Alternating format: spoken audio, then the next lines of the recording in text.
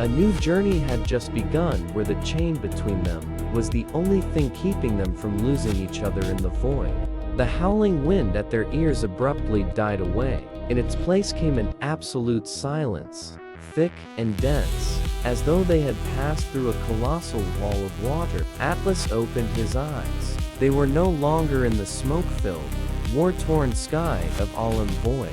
The dragon had carried them beneath the cloud layer, into a realm spoken of above only in nightmares. The Silent Core. This place was an inverted world. Pure white limestone mountains grew downward from the ceiling of a vast cavernous dome, plunging toward the void below. Light did not come from a sun, but from bioluminescent root veins creeping chaotically across the rock walls, casting a soothing blue glow. Gravity here was strange. It neither pulled downward nor pushed upward, but left everything suspended, as if resting at the bottom of a waterless ocean. The dragon settled onto a broad stone platform. It exhaled deeply, the hot breath melting the thin layer of frost clinging to Atlas's armor. It lay down, exhausted and spent, yet its massive eyes still watched the two small beings bound to one another with gentle attentiveness. Atlas loosened his embrace. Lyra looked like a porcelain doll that had just endured a storm. Her skin was pale, and the fractures along her arm were now more pronounced, shimmering like cracks across a frozen lake. We're safe now, Atlas said hoarsely. He tried to move, but his heavy armor had become a genuine burden in this weightless environment. He began removing the chest plates and arm guards, one by one. The metal pieces clattered onto the stone with ringing echoes. Without the rigid shell, Atlas was revealed as a weary man, broad-shouldered, his body marked with scars left by countless bargains struck with gravity. Lyra watched him, her breathing slowly stabilizing. You just gave up the only protection you had. Here, this armor only makes me slower.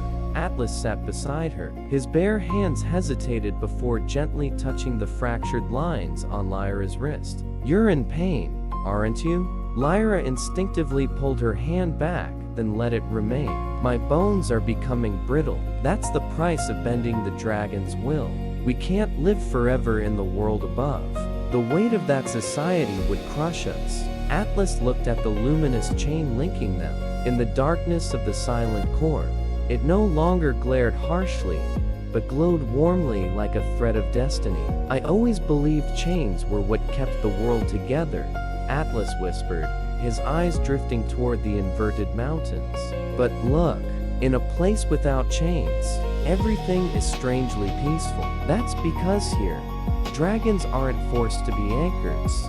Lyra pointed into the distance. Atlas followed her gesture. Amid the glowing roots, he saw dozens, hundreds of other dragons.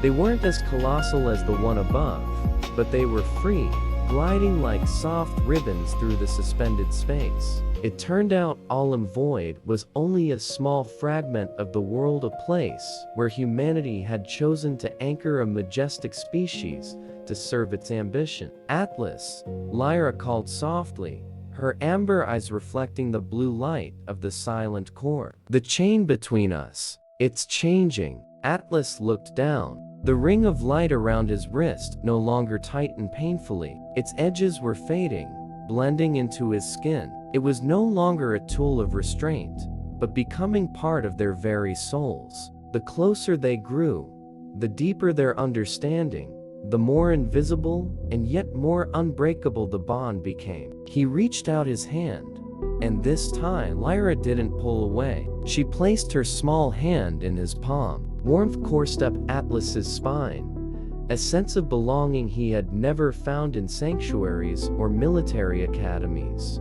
If we stay here, Atlas asked quietly, hope trembling in his voice, you won't fade away, will you? Lyra was silent for a moment, then shook her head sadly. The dissolution began the moment the core stone shattered. I can survive longer here, but the city above is breaking apart with every passing second. Thousands of innocent people will be cast into the void if the anchor isn't restored. Their brief happiness was extinguished by harsh reality. Atlas understood they could not hide forever. He looked at the resting dragon, then at the girl in his hands. He had to make a choice: let the world above collapse and spend his remaining days in peace with Lyra, or return to a battle where he knew the price would be the disappearance of one of them. In the eternal stillness of the silent core, Atlas felt his heart beating harder than ever, heavy with duty and filled with responsibility. Within the silent core, time no longer flowed in any familiar way. The bioluminescent roots beneath Atlas and Lyra pulsed gently in rhythm with the breathing of the anchor dragon. As they moved deeper toward the heart of the vast cavern, an ancient structure slowly emerged through the pale green mist. It was a spiral stone dais, forged from crystalline blocks so dense that even light bent as it passed through them. Ancient runes coursed along the crystal surface, glowing with an amber hue identical to the color of Lyra's eyes. "This is the source of the anchors," Lyra whispered, her hand trembling as it touched the icy crystal surface. "The place where the first dragons surrendered their freedom so the world would not collapse." Atlas stepped closer. The luminous chain binding him to Lyra flared suddenly, reflecting the runes upon the dais. A crushing pressure filled his chest, not physical weight, but the burden of a truth buried for millennia. Lyra closed her eyes, her lips moving as she translated the ancient script. Her complexion grew paler with every word. "To restore balance to Olym-Void, it requires a heart that carries the gravity of earth, and blood that bears the freedom of the sky," she said, her voice shaking. "A new anchor cannot be an unfeeling stone. It must be a vow."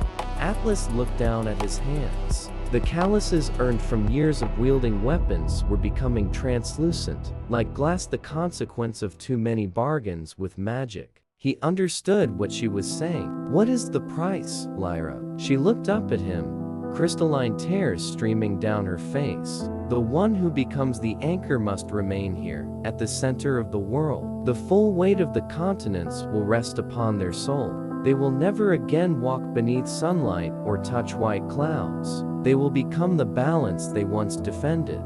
Silence enveloped the cavern. Atlas gazed upward, imagining the thick cloud layers concealing thousands of lives hovering on the brink of erasure. Then he looked back at Lyra, the girl born of dragon blood, who had shown him how vast and free the world could be. If he chose her, the city would perish. If he chose the city, he would lose his own presence in her life. "I was born to keep things from falling upward," Atlas said softly, stepping forward to grasp Lyra's trembling hand. "All my life, I carried the kingdom's chains. But for the first time, I want to choose a chain of my own." "No, Atlas, you can't trade away your existence like this," Lyra sobbed. The luminous chain between them began to contract, drawing them together until their foreheads touched. Atlas felt the last warmth of her breath. He knew his armor was ruined, his bones brittle, and that his body had little time left before gravity itself would tear him apart. "Promise me," Atlas whispered, his voice steady in the stillness. "When the city is stable again, return the dragons to the sky. Never let anyone be forced to live as a chain anchor again." A thunderous crack split the crystal days. Ancient energies awakened, recognizing the offering. Golden light engulfed Atlas, drawing the mass from his body, turning him into countless shimmering particles to fill the fractures of the collapsing world.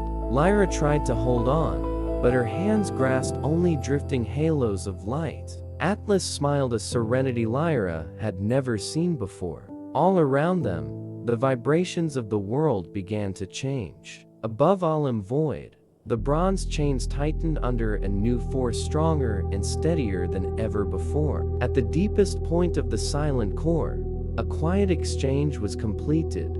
one soul remaining behind with an eternal duty, and one soul carrying remembrance, rising back toward the sky. The blinding light at the heart of the silent core gradually softened, leaving behind a hollow emptiness. Lyra knelt there, her hands still reaching into the air, trying to grasp the last shimmering particles of Atlas before they fully dissolved into the depths of the world. The luminous chain was gone, but on her wrist, a faint mark appeared, dragon scales encircled by small rings of chains radiating a gentle warmth. Atlas had not vanished. He had become gravity itself, embracing her, becoming the force that kept her feet upon the ground. The anchored dragon released a low rumble, nudging Lyra's shoulder gently with its massive head in a gesture of comfort. It spread its enormous wings, once restrained by chains, and began to beat them. A powerful current of wind tore away the mist,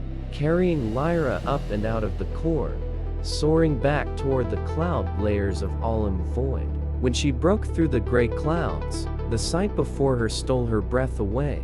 The city was no longer trembling. The leaning towers now stood firm. The massive bronze chains no longer pulled taut as if about to snap, but hanging peacefully at rest. The entire eastern sector, once on the brink of drifting into space, was now held in place by a steady current of pale golden energy. The citizens of Olym-Void poured into the streets, staring up at the sky in disbelief. They knew nothing of the silent exchange deep beneath the world. They only knew that catastrophe had passed. The dragon landed atop a desolate cliff, far from the clamor of the White Tower. Lyra stepped down, her legs feeling strangely heavy. Every step she took now carried the memory of Atlas. "You did it," she whispered to the wind, "but you left me with a world that feels unbearably heavy." Suddenly, a unit of guardians emerged from behind the rocks. They carried weapons, but not to attack. At their head stood a young soldier, fear still etched on his face, yet his eyes filled with respect. When he saw the mark on Lyra's wrist, he immediately dropped to one knee. "My lady, we felt the shift in gravity," the soldier said, his voice trembling. "Where is Guardian Atlas?" He was the last to descend into the core. Lyra gazed into the empty distance behind him, toward where the White Tower still shone in solemn grandeur. "Atlas has become the reason you no longer fall. He chose a position no one else could ever replace." A murmur rippled through the soldiers. They understood that their commander had made an irreversible sacrifice. Lyra turned back to the dragon. She knew her true task was only beginning. Atlas had saved the city, but the old system still remained. Other dragons were still imprisoned within anchor stone cages, and those in power would soon seek to exploit the new source of energy Atlas had become. "I will keep the promise." Lyra clenched her fist. "I won't let your sacrifice become another instrument of oppression." The mark on her wrist flared with heat, as if Atlas were answering her. The gravity around Lyra shifted suddenly, allowing her to step lightly into the air itself. He was not only keeping the city standing, he was lifting every step she took. And so began the journey to free Olym-Void from its invisible chains, led by a thief with dragon blood and the soul of a guardian who had become the world itself. Olym-Void, after the great calamity, radiant beneath the deep violet sunset. But to Lyra, that beauty felt false. She slipped through the narrow alleys of the city's core, avoiding the patrols of the royal guard. The mark on her wrist still radiated heat, smoldering like an unending reminder of the man who had merged with stone and earth. Her destination was the Dragon Archive, the repository of the world's most ancient secrets, guarded by a being known as the Dragon as Archive. Unlike the colossal anchor dragons, the Archive dragons were smaller, but their scales were thin stone plates embedded with memories spanning thousands of years. Lyra knew that if Atlas had become part of gravity itself, then his will would have left traces in the flow of energy, traces that only an Archive dragon could read. She slipped past the heavy bronze gates, bending the air around her body to become invisible to the guards. Inside the archive was a vast spherical chamber where parchment scrolls floated freely, and at its center lay an ancient dragon, its body coated in silver-white scales, coiled among towering shelves of books. "You carry the warmth of a great sacrifice," the dragon spoke without opening its eyes, its voice resonating directly inside Lyra's mind. "I need to find him." Lyra stepped forward, her feet cracking faintly under the crushing magical pressure of the chamber. "Atlas." He became the anchor. "I need to know if he still exists." The dragon slowly opened its eyes, azure pupils, like an ancient ocean fixing on the mark at Lyra's wrist. "One who becomes an anchor no longer has form, but there will resonate with every heartbeat of the world. If you wish to hear him, you must accept the weight of his gravity crushing your mind." Lyra hesitated for not even a second. She placed her hand upon the dragon's freezing scales. The world vanished instantly. Lyra found herself standing in an infinite void where pale golden chains of light wove together into a colossal network, enveloping all of Olym-Void. At the center of that web stood a solitary, indistinct figure. "Atlas," she whispered. The silhouette turned. There was no clear face, but she recognized the broad shoulders, the familiar warmth that had shielded her through the storm. A tremendous pressure slammed into her, making her bones scream under the strain. It felt as though the entire city was bearing down upon her soul. "Lyra, you must go." A distant, resonant voice echoed deep and heavy, like stone rolling through a chasm. "The world is stable now. Don't hurt yourself anymore." "No." Lyra gritted her teeth as a clear, crystalline fluid streamed from the corner of her eye under the mounting pressure. "I promise to free the dragons. I won't leave you alone in this darkness." The shadow of Atlas trembled. An unseen hand gently brushed her cheek, carrying the softness of wind and cloud.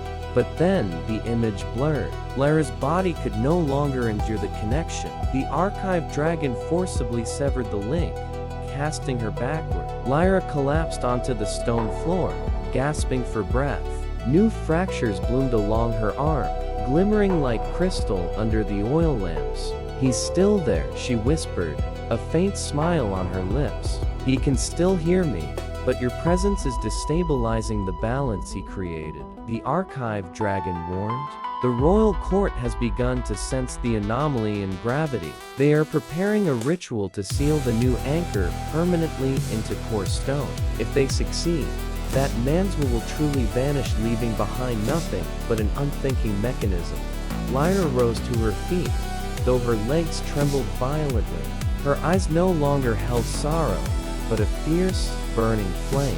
"Then I will destroy that ritual. I won't just free the dragons, I will bring him back." Outside, the bells of the White Tower began to toll, announcing an imminent grand ceremony. Lyra knew her time was running out. The sanctuary of gravity stood at the highest point of the White Tower, where the air was so thin that every breath burned the lungs. At the center of the hall, a colossal crystal sphere rotated slowly, filled with radiant streams of golden light, the very essence of Atlas, the entity holding Olym-Void together. High Priest Malachor stood before the sphere, his gaunt hands raised, gripping a staff embedded with the black core stone. He had begun the ritual of eternal locking, a process meant to erase every remaining memory and fragment of will from the offering, turning Atlas into a mindless gravity engine. "O spirit of the earth, abandon the self and serve the crown for all eternity," Malachor intoned coldly. "Stop!" Lyra burst in from above, throwing herself down through the shattered dome of the sanctuary. No harness, no armor. She flew through the air on the final resonance between her dragon blood and Atlas-esque gravitational pull.